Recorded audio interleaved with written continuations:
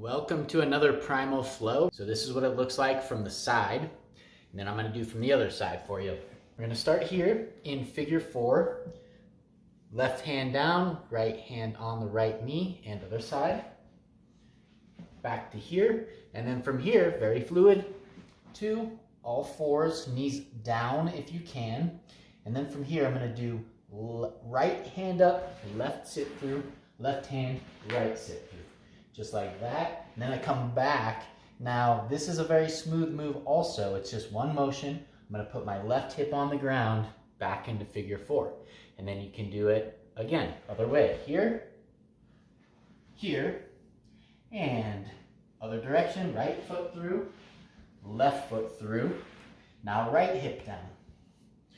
So it can be a little confusing, but just so you know, this was developed for the brain because there's a lot of crossing of the body and that connects the right and left brain. So it's intentional. If you're getting a little bit confused, it's sharpening your brain up and your nervous system.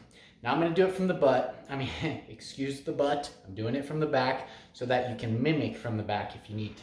So from here, we're going to go left hand down, right hand up, other side, into figure 4, and left foot through, right hand up, back to tabletop, left hand up, right foot through, back to tabletop, and then we're going to go right hip down, back into figure 4 other direction, and here, tabletop, left foot through, right foot through, tabletop, and left hip down.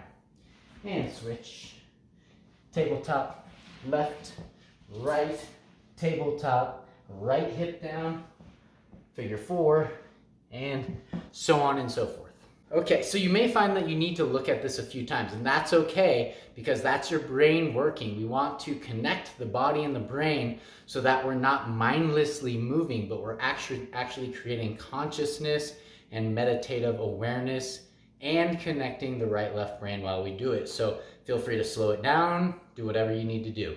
If you have comments or questions, feel free to comment on the YouTube.